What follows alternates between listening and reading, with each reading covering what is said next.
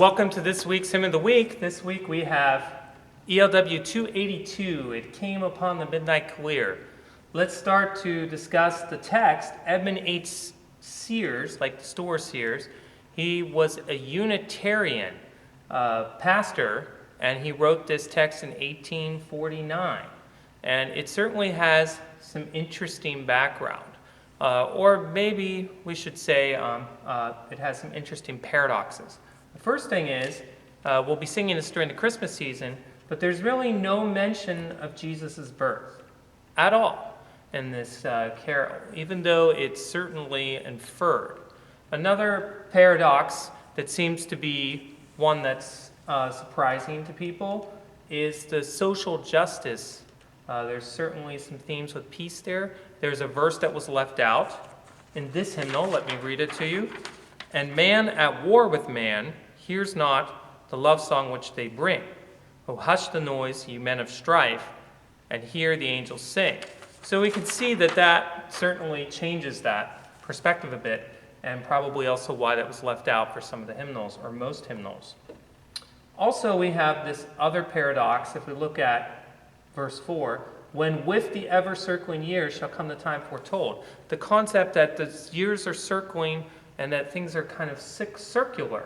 But when we look at the text, it came upon the midnight clear, it suggests a clear continuum and plan of Jesus Christ. So there's certainly a paradox there as well. So when Edmund Sears put this into I believe the Christian Register is what it was called in 1849, it was viewed as probably more like a social justice piece, or a way to maybe think of Christmas differently. Now, when we look at the music, Richard S. Willis, who knew Felix Mendelssohn Bartholdy from Germany, I can see some of this hints and styles of Felix Mendelssohn Bartholdy here. One of them is the clear suggestion, maybe I won't say suggestion, I'll say clear indication of keys moving really well. So you have the B flat to start, of course, being in B flat to tonic, going to the dominant at the end of the first line. Then the second line, you stay on tonic. Third line, it goes back to the dominant, the F chord, and the last line, it ends on the B flat. So it's no surprise to me that we have that happening here. Then we have the B flat chord, but also this regular, predictable outline, harmonic outline. But then yet there's some interesting chords in between that we wouldn't always think of. Like one of the ones on Angels, we have like one like that. That's a really interesting chord, of course, the B flat, F sharp, D. So, of course, that's basically an augmented triad.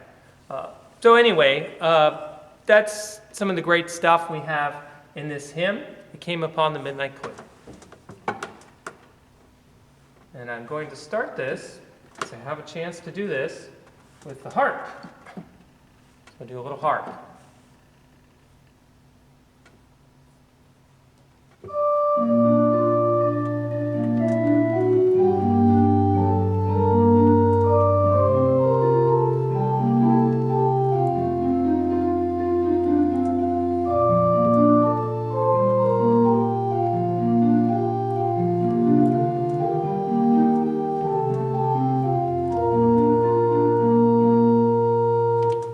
It's